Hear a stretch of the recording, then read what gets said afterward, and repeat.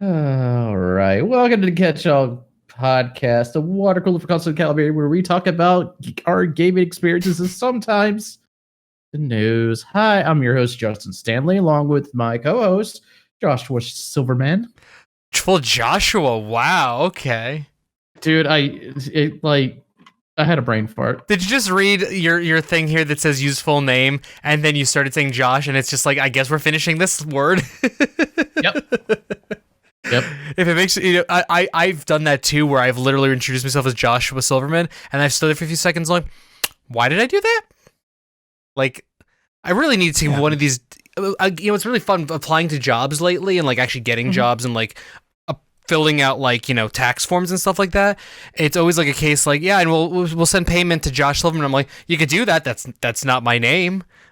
Checks probably should say my full name, and I'm like, maybe I should just legally change my name to Josh and just cut out the middleman at this point. I mean, I don't even have a choice. It's just Justin. There's nothing I can do with that. Nothing. I mean, no, you can't do anything with the first name. I mean, you could. My last name's the first name. Can't do anything about that either. I mean, you can add additional sounds onto Justin, so I mean, my ISP bill is to Justine. Yeah, I mean, there's that. Like, it's clearly Justine or Justinia, or I mean, you could take what? For plausible deniability, I'm leaving it. Yeah, there you go. I mean, you could just take my last two letters and just become Justinoa. That just doesn't sound appealing on any level. No, that'd be my character name in Avatar. Talking about the horny blue rabbits, not the airbender. But yeah. Okay. What? Nope. I'm going with it. I mean, yeah.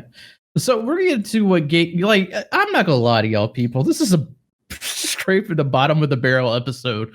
So I'll just play Witcher 3. That's all, Josh. That's all I've been playing.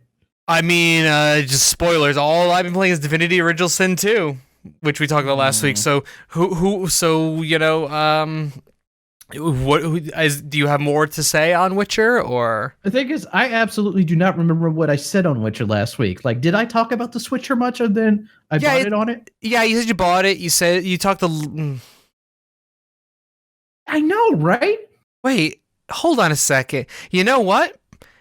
We don't have like a blah blah blah constantcalibrating.com/you're wrong section. We don't have I don't know who's out there watching this live. So I only know one person that can tell me, but yeah. Frella, why don't you just in case you didn't, give me a little bit of rundown of, as someone who's played Witcher 3 on PC, what Switcher like experience was like, because I think you touched on it, but I don't think you talked about it.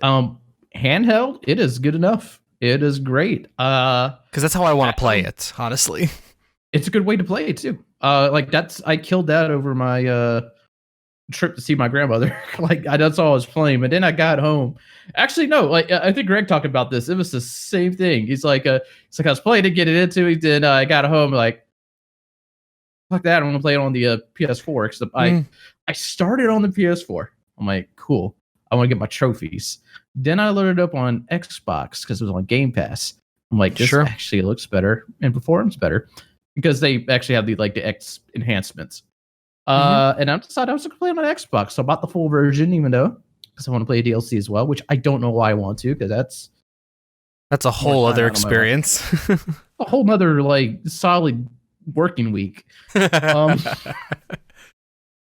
You don't understand. I put 240 something. I don't know what I said last time, but 200 something hours in the PC version. I don't know how much I put in the Xbox version because the game itself doesn't have the timer. Well, you know that because GOG told me that. And so Witcher is cool. I recommend it. If you ever want to get into Witcher, it's a port that I don't know how they did that. I forget who actually ported it over. I don't. I have no idea offhand, but I mean, it's a port that I've heard good things on for the most part. I have no frame of reference. Yeah, was it CG Project Red? No, it wasn't. No, I didn't think so. I didn't think CD Projekt. I mean, are you looking this up or? Yeah, I'm looking it up right now, and I can't find a simple answer. Okay. Yeah, I'm looking. It pops up CD Projekt. Okay. Oh, Saber Interactive. There we go. Yeah. Okay. There. I'm like, that sounds way more familiar. Upward of 100 hours of gameplay. I'm reading on this article. You are wrong. It's upward to more than that. Well, hold on. So here's the thing. What I like to use, have you ever used this site, How Long to Beat? No. HowLongToBeat.com. You can literally just enter any game in there. Witcher 3 Wild Hunt. Let's see. Witcher 3 Wild Hunt is listed as 51 hours for the main story. For the main story plus some extra stuff, 103 hours. Completionist is considered 174 hours.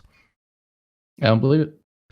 And then, in addition to that, 41 hours completionist for Blood and Wine, and 19 hours completionist for Heart of Stone. Damn. I'm a little distracted because my wife is literally standing at the window saying "help me" with her face pressed against the window. And now Roran's doing it as well, and she's literally writing "help me" in the dust on the window. No respect for the art, man. It's really, by the way, is truly no. It's truly amazing, by the way, looking at like the difference in time, like on How Long to Beat. So completionist for the original Witcher is almost the same amount of time as just doing the main story in Wild Hunt. And so okay, let me give you the and then completionist for Witcher 2 is listed as the almost exact same time. I see that because most of those are like more linear games. Not to mention, I totally forgot that the first Witcher was built off the Neverwinter engine. Yeah, because wasn't the original very first incarnation of Witcher like quasi isometric? Wasn't it even like? It can be. Yeah, like isn't that how it was originally built? And then like, yeah, and it's still point and click at the right time combat. Like, so it's pretty much it's built off a BioWare engine, being the Neverwinter engine. Because I remember that's why I refused to play it when it first came out because I just didn't like that engine all that much personally. Yeah, someone's gonna be very angry with me somewhere. But yourself for besmirching. I'm just more fascinated that you never heard of HowLongToBeat.com. Like that's literally whenever I consider buying a game or that's already been out for a while or doing almost anything, I just go on that site and I'm like, well, there's a reason not to play that. I just play games, dude. I don't research. I can't help myself because like I did stuff like this to myself pre-kids, but post-kids it's just like, well, I need an excuse not to play it.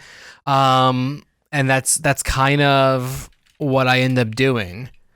But I did that though before picking up before looking into Divinity Original Sin 2 as well. And I was like, well, I could do this, or I could play Witcher 3. And then I saw that Divinity Original Sin 2 completionist was like 1 hour less or something like that. And I was like, that's the one I'm going with. Plus, you and Ryan sold me last week on the idea of just switching between both systems, which I'll talk about in a minute. Cool. But yeah, more Witcher 3. I'm at the point now. I actually finished the base campaign. Okay. A lot of the side quests, especially the ones that you can't do anymore after the base campaign, which doesn't tell you which ones those are. So I technically beat it twice because I beat it. I'm like, this has failed. I'm like, oh no, reloaded it, went back and played it because it's a pretty important mission. Yeah, there's a lot. There's a lot of that with gaming. Yeah, but I mean, overall, it's a good story. Also, like, I never read the books. Man, look, the books are. Like how the books got here, like they weren't translated until the first Witcher came out. It's a weird thing. Anyway, and plus I'm not a reader, but like with the Netflix show covering, I think The Last Witch, which actually covers like the kind of Geralt and Yennefer and Ciri individually. Mm-hmm. But getting some backstories, like I understand because like. CD Projekt Red obviously loves The Witcher, and they put so much backstory in the books and so many references to events that happened then that I never picked up on or knew the thing. Like Like it kind of went over my head, but now like as I'm replaying it with that, it's like, oh yeah, that did happen. Or when they're like other stuff. Basically, I mean, it's cool to know like why he's the Butcher of Blaviken. I never knew why they called him that. Yeah, that's something you mentioned last week. I remember, but like, so I mean, essentially, it's it's nice playing game. Like that's what I enjoy. But the Dragon Age series, about reading the books for that, because I played Origins, several hundred hours of that, played a bunch of 2, but then before Inquisition came out, I decided just to read literally every book of the Dragon Age books, and one, having it filled in a lot of the gaps of information or just like little things for Origins, and 2, but then it also was like, when I played Inquisition, moments hit harder. So it's always nice, getting backstory, whether it's through books, whether it's through lore material, whether it's through TV movie. It's the same thing for Jedi Fallen Order for me too, because I just finished Clone Wars, and of course I'm working my way through Rebels, like a good bit through it. And God, they fleshed out the universe so much with those shows. And like, if you watch Clone Wars, like you so much appreciate Fallen Order even more. Oh yeah, there's a lot of stuff in Fallen Order, a lot of stuff involving Cal that is greatly embellished, greatly feels better because of a knowledge of Clone Wars. Like there's definitely a moment later in that game where you get to play something, and I'm like, do I get to play this? Like, do I actually get to play this right now? And it's like, oh. And that's why the game's great. They're still messing with you, aren't they? Oh, great. We just need another side cam. I should just get up and close the curtain, but it's... That'd be so rude. I've done it before during It's not, but it is. Well, it's not rude because it's like we're doing a professional thing and it makes sense to do, but at the same time, it's also like, so it wouldn't be rude, but also she's sick and I'm literally leaving for an entire weekend tomorrow, so it's... Yeah, it's a thing. Letting it go. I'm just gonna let it go and try my best to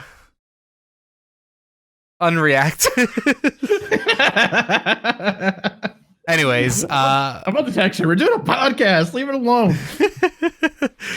You could. Anyways, so anything else on Witcher that you're thinking? I'm pretty sure there is. But yeah, that's all I got for right now. Like, it's a scrape at the bottom of the barrel type. But like, I don't like. I just been stuck on Witcher. Not too many things have been playing. Other than that, yeah. I mean, that's fair enough. I mean, for me, like we talked about last week, like I had wrapped up a bunch of different games. Actually, no, there was one more game. I totally forgot to write down here because I just played it all in like one day. I didn't actually write on here, but we talked about last week that I wanted to play that game that Gary Whitta recommended, Super Blood Hockey. And I did end up playing like one season of it. And Gary Whitta, famed for Space Rocks. Indeed, but it was a fun game. So it was very reminiscent of like old like NES era hockey games. But like when I used to play a lot of those when I was a kid, because I always thought if I just keep smashing the buttons, then I could, sometimes like in those kind of games, like you'd mash the buttons and sometimes a fight would break out and there was no real rhyme or reason. And Blades of Steel was like I think that's the first hockey game. I'm pretty sure that's the first hockey game I ever played.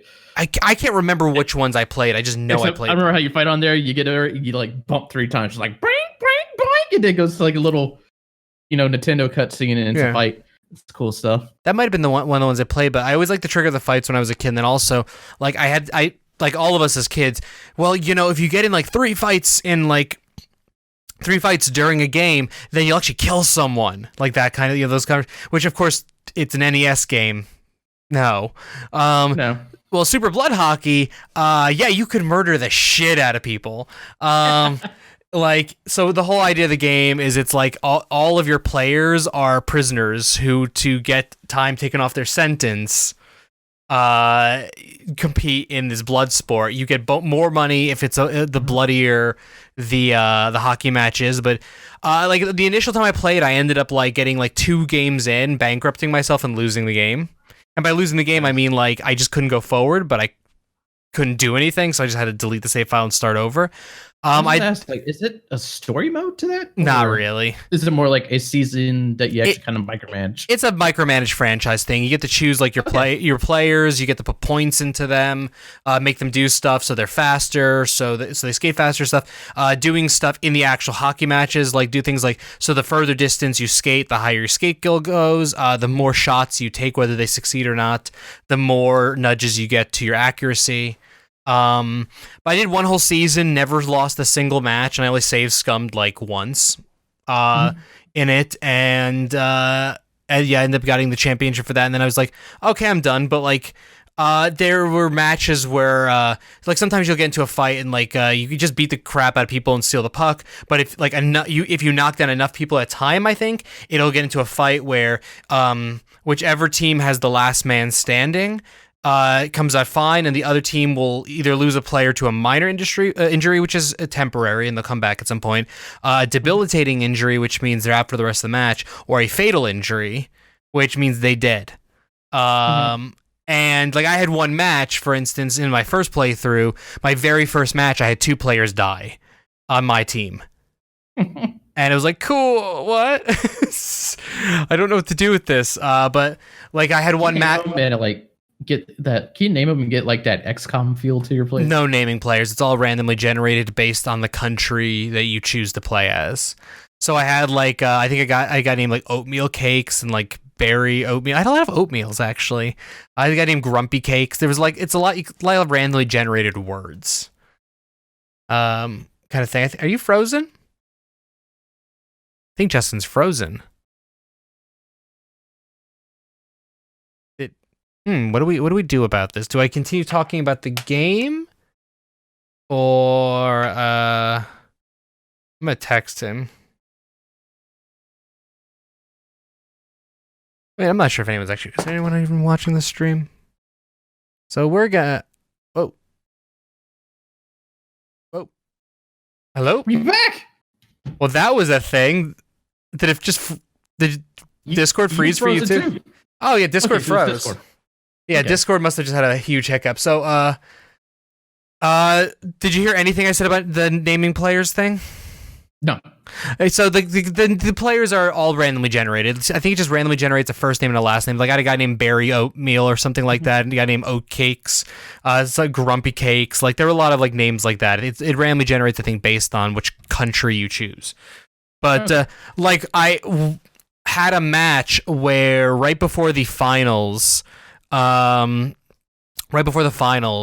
One of my main guys I'd been using, like one of my main, what was it? I think it was one of my main enforcers, like the blocker kind of guys, got injured, and he was gonna be injured for that. And I'm like, ugh. I had a random guy who was untrained, and I'm like, well, let's see if I could do well with this. I wonder what I can do. And then in the first 5 seconds of the match, I got into a fight and killed one of the other team's players because it just randomly chooses injuries based on how much brain damage the player has going into it. Because there's a brain damage skill. Showering makes it go down. It's a fascinating game, but I ended up killing one of their players, and then like literally before the first like third of because it's divided into 3 thirds or 3 quarters. I don't know, whatever. It's weird, but anyways, before the end of that, I ended up like killing like 2 of their players and debilitating another, and I'm like, okay, well now the finals are easy. But it's cool. Once I got a hang of the controls, I had a lot of fun, and it's one of those games that like I could see just popping back into for like another season at some point in the future. But it definitely, if you're winning every match, which is what was happening for me, it definitely turns into easy mode because your players just start getting leveled up. Nothing ever is really able to keep up with you, and if anything happens, you just buy more players. There's nothing really else to spend money on. So like it definitely turns it reminds me of every sports game I ever play, honestly, where just after a little while the franchise stuff just becomes so repetitively easy. But for what it is, it's cool, and I could see actually having a lot of fun playing with other people. Gotcha. I know actually that's something I meant to mention about The Witcher. Difficulty. I'm actually played it through on Death March, which is the highest difficulty. Okay. So Jackie Collins can't show me up, but yeah, like it didn't really change my gameplay experience that much. Like Witcher is hard, like it's difficult at to start, especially when you're first playing it. And then you get to a certain point, certain level, and all of a sudden fights are like a heck of a lot more manageable. I don't know why I censored that. And it's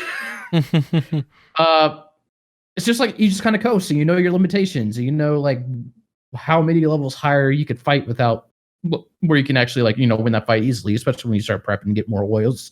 I think that's actually it when you start getting like pretty much the buffs and stuff. Okay. Which is like oils you put on your sword. Like it makes it more effective against what you're fighting, depends what you're fighting.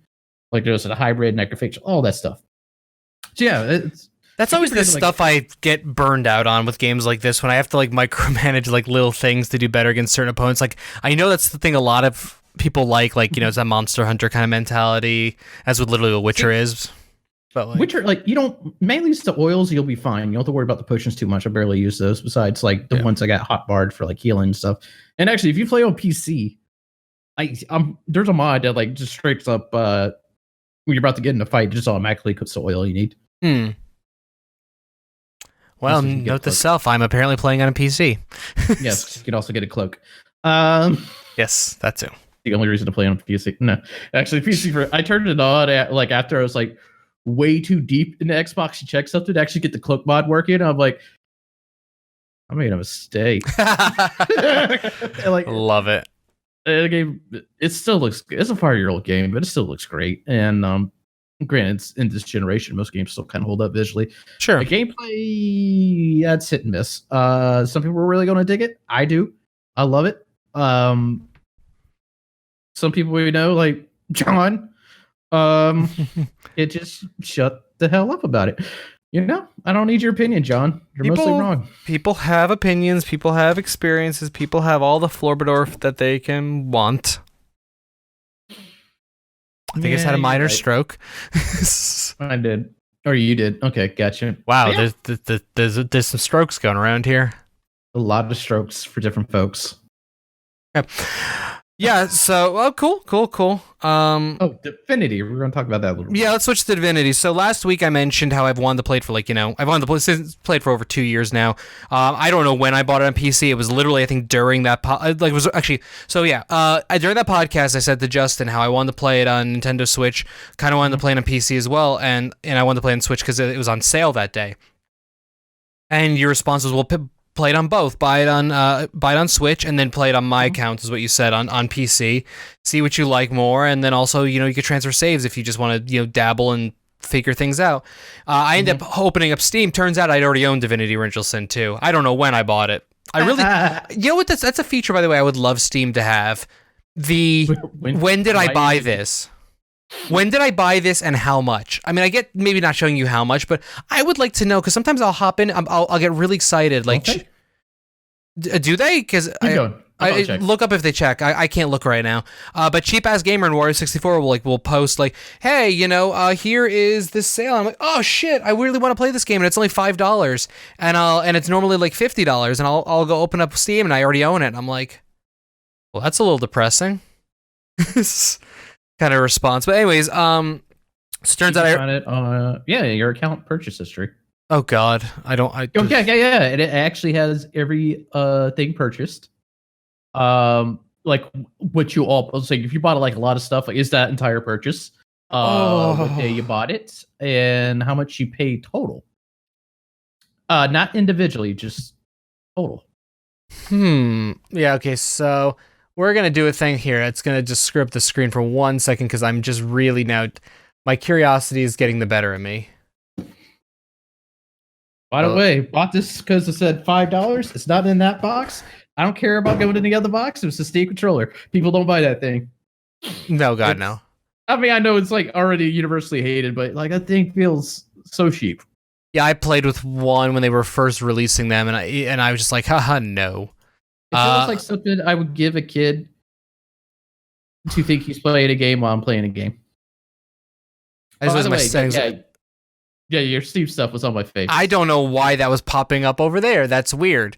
I didn't even open Steam. I just looked it up online and clicked the link for it. Oh, okay. Let's do it that way. Hold on, I got you. You guys send me a link? Yeah, I'm gonna send you a link, man. Bam. Well, where'd you send it to me? Oh. I'll do it in Slack. No, I can do it here. I just have to disable it. Oh, it's blackness. It's dark. Whoa. I can't see anything. All right. Here we go. All right. So I'm just anyways. What the hell is this show? Yeah, I don't know what the show is, but no. So like, let's talk. Let's talk. Oh my! When did I buy a million red orbs? Devil May Cry 5. Why? Oh, $2. Okay. There you go. So let me, I'm pulling this up right now while I'm pulling this up. So yeah, so Divinity, anyways, I picked it up and I started it on Switch because I figured, well, let me start there kind of thing. And I think I'm like 12 or 13 hours into it. And I still feel like I've done nothing. Like, I feel like I've done absolutely fucking nothing in the game. And yeah, but it's been a fun thing. I decided to play with Fane, the undead hero of it. And I've just kind of like made him a ranger because that made no fucking sense. But I liked archery and I wanted to be undead. And I'm like, well, this makes no sense together. But hey, this game lets you do what you want. So I've been kind of exploring and doing different stuff in there. It plays amazingly on the Switch. And it plays amazingly on PC. And that's the thing. Like, I don't know if you actually had messed with it, but transferring between both platforms works great because literally you save on the Switch. And then the moment you open your Switch, it asks you if you want to sync to a Steam library. And then you do, and it's so incredibly simple. Does it just do it, or do you have to like download latest save? So for example, on Shovel Knight, I have on PS4. Okay, but I also can play it I also unlocked it on Vita. Okay, and you can cross save in that, but to do that, like basically when you get to the game. There's just an option to click to pull your latest save, but you had to like manually do it. But granted, that was a more complicated platform and more. Well, granted, you're going on the Switch. I don't know more complicated it gets than that. So again, so when you start up the Switch, the first time with the game, you link your Steam account. Super simple. Yeah. The hardest part about that is literally just typing in your passwords and whatnot. It's simple. Remembering the password, yes. Yeah, that's like honestly, it syncs up fine. So what I do is I play the game on the Switch and then I save, and then literally I could be sitting right in front of the open game on my PC, and it'll just be like syncing, and there's even a button you can click to force a sync.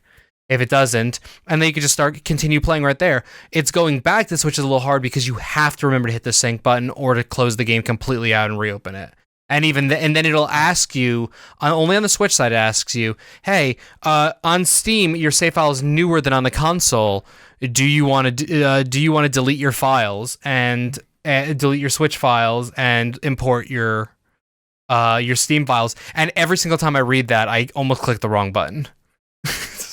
I hate that. Every time I do that too, it's like, wait, what if this messes up everything?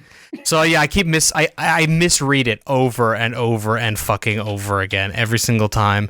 Every single time I look at that thing. So, it is what it is, but the experience works fine. The game's fun.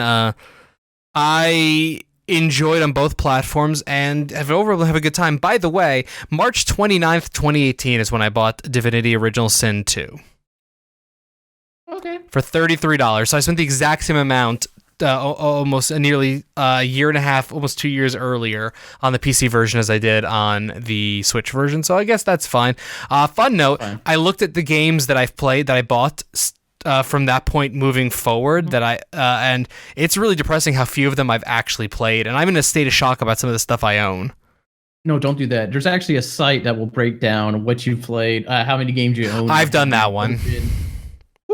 It's just amazing that since 2018 I bought let's look. Since March 29th, 2018 when I bought Divinity Original Sin 2, we're only going to go back that far. I bought 1, 2, 3, 4, 5, 6, 7, 8, 9, 10, 11, 12, 13, 14, 15, 16, 17, 18 games. Mm-hmm. Of those 18 games, including Divinity, I've played 2. I've played 2 of the games purchased, and that's all my games. See, in 18 games in nearly now 2 years I've purchased on Steam, I have only played 2 of them, and 3 of them I've gotten free on Epic Game Store since. We make some bad choices in life. Plus side though, like looking at the money spent, it's only about $200. Not even. Okay, that's not terrible. Though $70 of that was to buy Pathfinder Kingmaker Royal Edition. Ooh. Which if that worked out. Ooh, I'm still pretty playing Divinity makes me even angrier about that game. Get refunded it, or no? You probably played enough to that point. I didn't know. I didn't know how much I disdained the game until about 10 hours in, when I realized how broken it was. It was about 10 to 15 hours, and I made it to like I played like 40 hours, so I ultimately got my money worth. But I literally had to download a mod that somebody made for the game that made the game not broken. Kind of like that, right? I've heard it's better now, but yeah. Yeah, more likely is.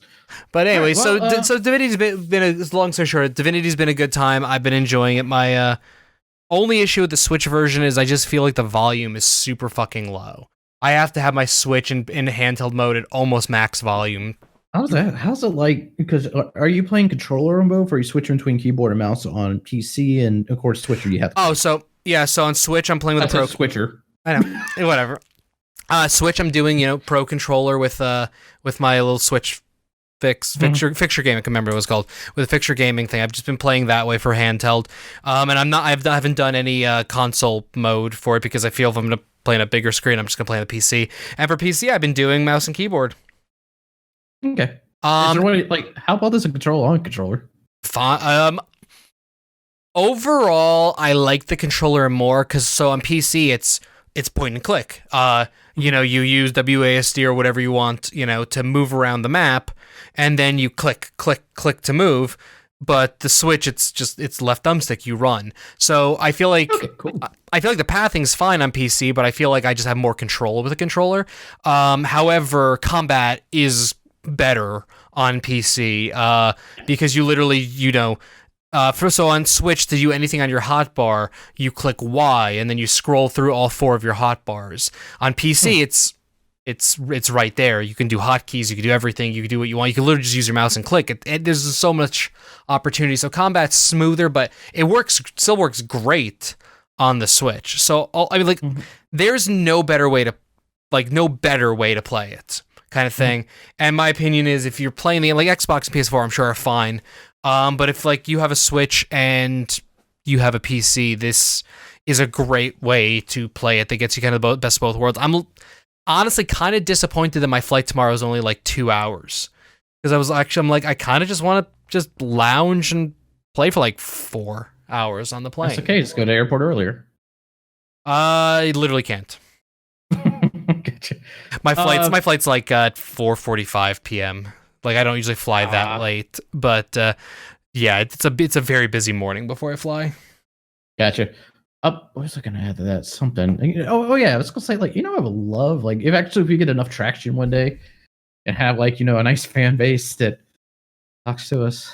No, but I think a cool segment would be I would love to play games that people like. I want to see what the crowd wants us to play and see if we have it and give it a shot so they can hear our feelings on whatever game they strongly enjoy. That'd be a cool thing to do. People recommend games, whether old, new, whatever, and we pick it up, play it, and review it, kind of thing, based on their requests. Yeah, I mean that's give our impressions. Yeah, I mean that's definitely a way to do things, crowdsourced way. It's particularly good if you're making money or have connections to get codes. Yeah, exactly. I'm definitely in a Dragon Ball mood right now. With Kakarot coming out actually tomorrow. Kakarot. I've been playing a lot of that again. So much to the point, I used to, I still do, bring my Switch with me, just I get some downtime. Well, when I say downtime, my lunch is an hour long. I don't need that, so I usually break out the Switch and start playing it. But now I've just been playing this, working on it, getting all my characters max level, which is right now it's kind of micromanaging at the moment. You can put them in training and stuff like that. Plus, you get there's a lot of objectives you can hit to get more boosts and stuff like that to unlock. And I gotta say, the game still does not really there's no microtransaction block from playing the game and enjoying the game itself. It pretty much just lures you with new characters. and that's about as big as it is, and it's also fine. And I've been so backed up of how long I haven't played it. And when I logged on, I had like a ton of extra energy because you do get like the 10 energy where you can like do a match. Some matches cost 1, some cost 2, some actually cost none. Okay. Then you do it, whatever. You have to wait for it to charge up, but like you get so many tickets to just refill it, like it doesn't matter. So yeah, it's still a cool game to play. It's kind of nice to see like they're not. Yeah, they're enticing you. They can put your sales up, but like you don't have to enjoy this game. So yeah, but kind of getting back into that. Like I think it also added like microtransaction stores, spin to win for characters. I also mentioned drop rates are still shit, but they actually tell you in the game of which percentage like you can get per. Actually, most games are doing that now because some places they legally have to. Might as well leave it in. So yeah, there's that, and again, Kakarot's happening. Josh, when do you get back from PAX? Monday or Tuesday? Monday, Josh. I have homework for you when you get back. I want you to do it before you leave. If you can do it right now, go ahead and preload it. Because what's your experience with Dragon Ball, Josh? Like my knowledge of it, or yeah. I know a surprising amount like of lore related stuff, but how can you not? But it's hard. All this time. It's literally almost impossible to not know some lore about Dragon Ball on the internet. But I think I have seen probably a grand total of 45 to 90 minutes of Dragon Ball anything in my entire life. Like, awesome. Literally everywhere from, like, I'm talking about from episodes that I may have caught like 8 seconds of as a kid, to adult, all the way up to literally watching over your shoulder playing at PAX West. Like, all Dragon Ball combined, I've seen maybe 90 minutes of it. Mm-hmm. Jim also, like I say, gave it just straight up admits that. Yeah. But yeah, get back in that. I think what I would do, because like big surprise, new game comes out. I'm probably going to talk about the whole show about said game, not let Josh say a damn thing. But what I would like to do is like I think I might put a call out on Twitter. Hopefully you boost it because people know you, not me. And I want someone who's like deep in the balls and playing Kakarot to come talk about it with me. And I also want you to try it out through my Steam share. I can do that. Your impressions of it as well. Also, I want your review of how bad of a dad Goku actually is, because it's no, he's a terrible father. Yeah, I've read some of the details of it, and it seems pretty bad. Yeah. Yeah, if like new Dragon Ball, like Goku is pretty much the main character. Like he's the character. Like, actually, they tried to pivot where it's not all about Goku, but it kind of just went back to that anyways. Whatever. I'd like a sitcom called All About Goku. Yeah, that's what I love. Was Jeff Grossman and Dan Reichert, by the way. Congrats, Dan Reichert, on the new job. They have if you haven't yet, it's great, especially if you haven't experienced Dragon Ball yet, or even if you have. They have a podcast called All Systems Goku, where it's just them. They never got an anime. You haven't seen any of them, but it's them watching the episodes, 5 episodes at a time, and they have their breakdown of what's happening in their words. And of course, Dan Reichert released everything into wrestling, so it's fantastic. I recommend it for anybody. But yeah, I want to see what you feel about the game itself, and of course, just about however long you get to play it, if you enjoy it. I don't know if it's your type of game, could be. But yeah, I'm curious to know your opinions about it. So hopefully, that'll be a fun thing to do next week. Hopefully, we actually get some. I gotta put out the call. We'll probably do it right after this episode, so you might be interested in doing that. And yes, I am specifically gonna call out Blonderd. Nothing's probably going to happen from that, but I'm curious. Call out Brit, why not? You never know when you call out people. Yeah, no. So we're just about the call. I don't know why I didn't call her Brit. We know her by Brit, but whatevs. No, we'll call it Brit. We'll just in general put a call out, and we'll see who joins Justin and myself for next week's show. And I will do homework. I will find some time to do homework when I come back to be prepared either way. But, hopefully we'll have someone who actually knows their shit. Dude, I want to geek out about Dragon Ball with somebody so bad. So bad. None of my...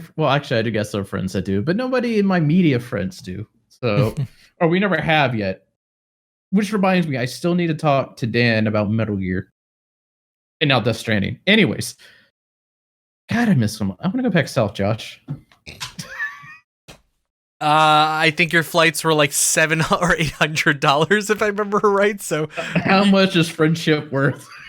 Exactly. How much you is put a price on it? Yes, you certainly can when it comes to that. I mean, yeah. I already canceled my days off, anyways. But yeah, so that's spoilers. That's what next week's episode is probably gonna mainly be. So yeah, we're gonna talk about a couple things in the news. We might cut this one short because I know Josh got shift to do, and also I really want to go back and watch Crisis because everybody on Twitter right now. So yeah, let's do the little smattering of news we got, and then let's head off on our merry way. So Square, Square. What's up, Square? So one, I called it when everybody was saying, Final Fantasy is not going to be delayed. I'm like, it's a Final Fantasy game. 1, it's Square. 2, 3. I thought the director didn't even know he was put in charge of that game when it was announced. It has such a rough history. There's no way I could have seen it. And granted, we don't know how far it goes in. Like, I imagine it's to Midgar or getting out of Midgar, but who knows? But either way, I mean, again, it's not delayed too far back. It's cool. Like, it's only a few weeks, isn't it? Like, it's only just a few weeks. It's a month. Yeah, it's a solid month.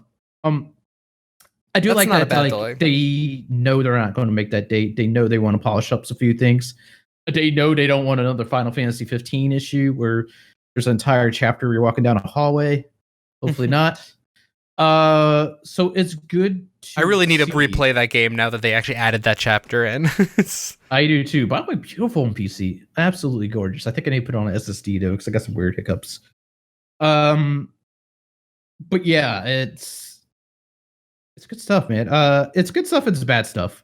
The bad stuff is within weeks, days, even. There's also going to be it's pushed back into April. So it shares a time release with Resident Evil 3 Nemesis, which looks like that may not be getting delayed, and Cyberpunk.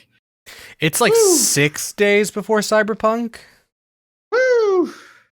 Yeah, that's a choice. I feel like that's a questionable choice. Of delay window. I mean, let's be clear here. If you're buying Cyberpunk and you're not interested in Final Fantasy, you're still buying Cyberpunk. And if you're buying Final Fantasy and you're not interested in Cyberpunk, you're buying Final Fantasy. And people who were both interested in both are buying both. So it's not neither game is going to be screwed over by this decision. Okay. Yeah, I'm just saying, like, neither company's getting screwed over by Square doing this. But at the same time, releasing 2 massive games like that close, and then also Resident Evil, different style game, and all these other things. Like, not only that game. Review-wise, critic-wise, that thing better be on point, because granted, CD Projekt Red, not perfect by any means. Witcher came out, every Witcher, but Witcher 3 too, came out great, but it had a lot of issues. Sure. I mean, Cyberpunk is too, but I think Cyberpunk is going to be an entirely different beast. And coming out so soon, Final Fantasy could possibly get overshadowed, if not. But granted, this is me predicting. None of us have played the game. Well, I played Final Fantasy, but we haven't played a final build yet. We don't know what the games are. We're not going to know how we dig them in our own home. So it's just, I don't know. They're sharing a space with a lot of big hitters. Especially Capcom being on a roll right now. Holy crap. Capcom has made a good comeback lately. Like, if I had to say, like, top comeback of the last decade, company-wise, well, I think Capcom's up there. Capcom's up there. I mean, Capcom was bordering on being a joke company that we thought was going to go out of business, like, 5 years ago, maybe even less than that. Like, maybe not go out of business, but we thought they were on a huge downswing. And then, like, just look at them recently. Konami currently is. God, what? I got nothing on Konami. But yeah, they've been releasing banger after banger, like franchises people want to play, not cheap, like one-offs. I think they have made the prime example of how you remake an older game. Yep. Because Resident Evil 2 is so good. It is so well done, and it still shows so much love to the previous. The fact I would say the fact that game was in competition for Game of the Year awards for some sites and some people is all you need to see. That nobody got mad seeing that on someone's list because of course it's on your top 5 of the year list or whatever. Not even before that, like Resident Evil 7 before that. Like, oh, let's try our first person one. Worked, except that ship area sucked. But the rest of that game worked so well, and it's done so good. And then like Devil May Cry 5, great. Street Fighter, probably people still hate it. But it doesn't matter. It doesn't matter, Josh. Because they are bringing back the franchises people like and doing them justice. Actually, curious to see what they pull out next. Because they mentioned they want to dig into like all their IPs and stuff like. I forget when they mentioned that, but it kind of said something about it. So yeah, that's cool. But also with that, Avengers is also getting pushed back. But that's a big one. That's like September, the first week of September pushback. Yeah, but I love that Square is doing this. Like Square is kind of on rocky terrain right now too. Yep. Oh yeah, hugely so. But they're not pushing out for like, oh, let's just get out there, get sales, fix it with the patches, which I mean, it's going to happen anyways. But it's nice to see that they're they know they're not going to be ready. They're pushing it back. They're going to take their time with these games. I would love to say that alleviates crunch, but it probably won't. Or it might give it some, but I imagine both companies still will. And we say crunch like some people don't do it on like they actually enjoy doing it, but anyways, I'm not gonna get a crunch topic here, but yeah, I mean it's so cool. Like I love when the big hitters, big companies, big AAA actually are taking a step back and realize they could take their time with the game. And we could always pull out the old Miyamoto quote, but who wants to beat that dead horse? We don't need to. Especially Avengers. I want Avengers to be so good. I enjoyed what I played. I want to play after more. PAX West. That game. Yeah, I want that game to be solid. I want that game to be good. I need that game to be good. So take as long as they need is my response. Also, again, I didn't want to play it in May in the first place. So like, I wanted to be Marvel Ultimate Alliance so people actually play with me. That's all I want. It's all he wants, people. It's the dream. He's looking for that dream experience. No, I'm. Don't you want to play with me now? You can be Iceman. No, I really don't. I played the game with you. I had a fun time for that time we played the game, and never wanted. I don't want to find my copy of it again. Mine's digital, so I always know where it's at. And mine might be. Mine might be 2, in all honesty. Miller, if you only knew. I play it with you, man. I don't think he plays I know you're not playing it anymore. But I understand you. Yeah. Understand you. But yeah. So next topic. We have another oh, yeah, we do. Yeah, I mean, I say topic. Just no news brief. Something we want to talk about. Well, maybe. I don't know. Anyway, Sony's skipping E3 again. I'm just like straight up, I got nothing really to say. I'm not surprised on it. Not surprised. Actually, yes, surprised and not surprised. Because last year made so much sense. Because what did they have to show? New. But that they haven't showed already. But that's the thing, is it's not just about what Sony had to show or didn't have to show last year and what they have to show this year. It's not about that. It's about the fact that really, what is the place of E3 anymore when, what's the place of E3 or CES or all these places? Like, CES was coming up, just use an example, and yet Tesla, Elon Musk showed off their Cybertruck before it. Completely an unrelated event. He did dance at CES. Was that CES? I have no idea. I really try to block it from my memory. Imagine he's Shepard, because for a little bit he does a Shepard dance. Yeah, I know, it really ruins a lot for me. But E3 is like E3 is just not the place to really do that anymore. Sony knows that they could do their own shit, that they could do their own event, and it would go or whatever however they want. Better control the message. And that's the things. I forget who.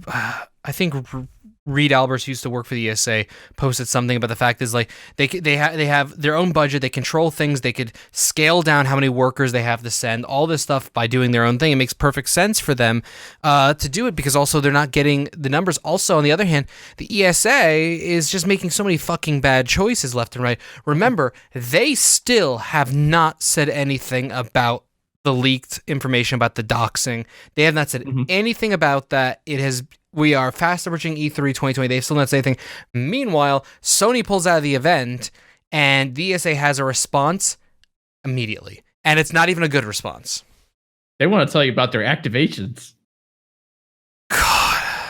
As a marketing person who does activation stuff, it's really so there is activations is a thing. That's not something they're just throwing out there, right? No, like do you remember that? Do you remember RTX a few years ago, the Bounce House? Yeah, absolutely.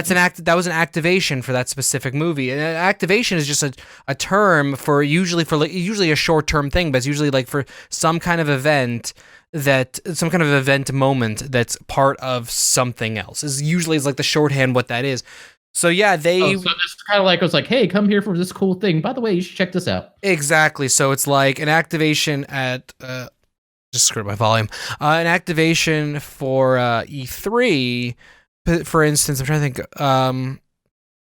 Could be like them doing something with those zombies that were wandering around for Resident Evil or whatever the hell. I don't remember what game that was anymore, but a few. It's either Resident Evil or The Walking Dead. It might have been both. I think it might have honestly been both. Dying Light's also possible. I could swear all three of them were doing zombie things. Yeah. At one show. I forget which one. There was some. Yeah, that was actually E3 27. Yeah, 2018. 2018 is the one we went to. Yeah, but there's like stuff like that. Very gently nibbled my arm. It's great. Yeah, I mean it's experience. Grab bars like, hey, like, you go ahead, buddy.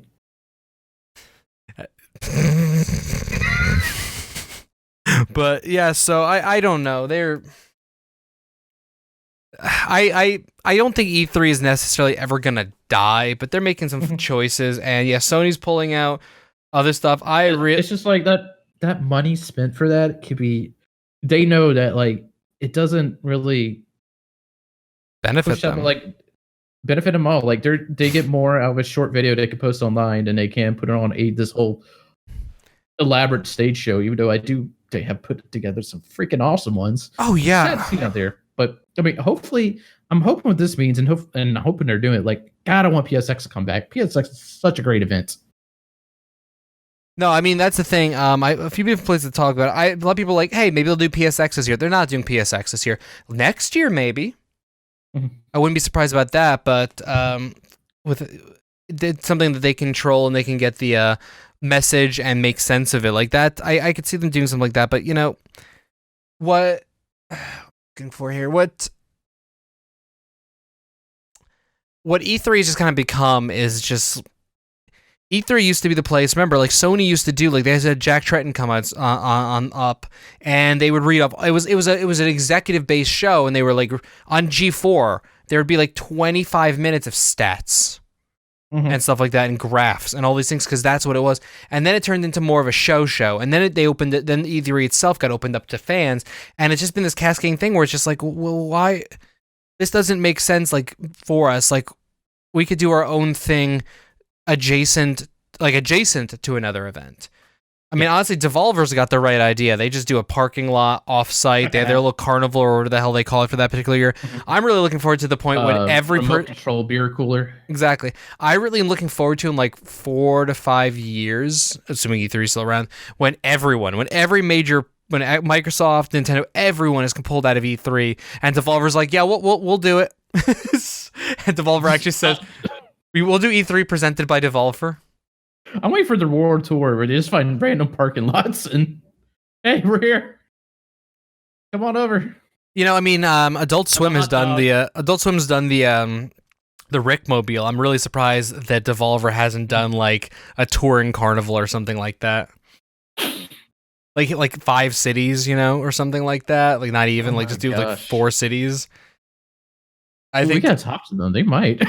I'll talk to Stephanie if I see her at an event soon. Please do. Think of it, traveling carnival presented by Adult Swim Games. Not Adult Swim Games. By Devolver Digital. But if Devolver actually did it and it picked a few of the other like indie rocker kind of vibe people, like they do some. If it was Devolver with Raw Fury and Adult Swim, that'd be awesome. That would be quite the shit show, honestly, and I mean that as a compliment. It would be, and I would love it, and I would try to attend as many sites as I could. I would too, honestly. Because honestly, I just love hanging out with those people. They're all awesome. Good vibe, good energy. But so yeah, any case, Oh, sorry, forgot. I got to go back. Kick a step back to the square pushback. Oh, what about the square pushback? I said it. Zyger has a hot take. Zyger literally liked that right as you said that. Like literally, he just liked the tweet right as you said that. That is timing if I've ever heard it. I do. I knew. Zyger believes they are pushing back. They are scared. Scared, I tells you. A Pokemon Mystery Dungeon. Which one's coming out? I honestly don't know the full title of it. Because there's only one person in this world I know of, Zyger, that knows that. I didn't even know there was another Pokemon Mystery. Oh, I'm looking this up right now. No, I'm saying this. And I'm not dismissing Mystery Dungeon. I know a lot of people love it. I probably need to try it one day because I'll probably actually like it. I downloaded the demo. I downloaded the demo the day after we did. It was like the day after we did the last show where I said I'm never playing a Pokemon game again. Oh, gotcha. Well, I mean, Mystery Dungeon's different though. It's a Pokemon game. I got to double back even further just for reference. So it's a Pokemon Mystery Dungeon Rescue Team, a DX. A DX. Yeah, that's cool. So yeah, there's Zyger's hot take. Is he wrong? It's a take, all right. I mean, I'll leave it at that. Did they dodge Pokemon Mystery Dungeon to go against somebody who thinks knows competition like Cyberpunk? Who knows, man? Who knows? So to wrap this up, I actually got one thing. I forgot to mention what the name of my team in Super Blood Hockey was. I know you're probably just like you're definitely out of stuff to talk about, Justin. But yes, go ahead. Yes, the fuck butts. Anyways, continue. For reference, the game automatically gave me the name The Killers, I think it was, and then I changed that to the Maulers, and then obviously that team failed. And then I was like, I wonder if this game has like any restrictions on names. I just typed fuck butts in, the fuck butts, and clicked start, thinking, it's gonna probably tell me no. That's on a Nintendo system after all. And then, I mean, I don't know. I wasn't really sure. And then, nope, it let that go through. And I was like, I guess I'm playing as the fuck butts. Which I'm going to tell you, every time I saw the fuck butts win, I giggled. Because I am a child. On that note, thank you all for joining us this week. The Catch All Gaming Podcast is live every Wednesday at 4 p.m. Pacific Time, 7 p.m. Eastern, right here on Mixer.com/ConcalPod. Maybe some other places soon.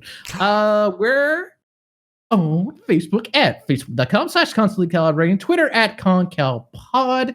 I'm Justin at Justin_Glorious. That's Josh at Bear Bunch. Things are being typed in the document as I'm speaking. Just keep going. Just keep going. At Instagram.com/Constantly Calibrating. Come chat with us on Discord at ConstantlyCalibrating.com/Discord. Watch on YouTube at youtube.com/. I don't know why that's never been on there. youtube.com/ConcalPod. Like, it's actually weird that we've never had that in there. Who watches it? Fair enough. And you missed a chance to just keep on typing because I would have kept reading it. Drop us a review at Awful Podcast. Subscribe wherever you're listening, and at least one place you're not. All this really does help us and look fancy in front of other people. We're trying to it's like, hey, we're here. This is what we could do. This is what we get. Razzle dazzle. And wow, review codes and hugs is also on there. That is true. And with that mess I just put there. Razzle dazzle wobble until we catch you next time with a tasty sign off delight. That is the new official thing.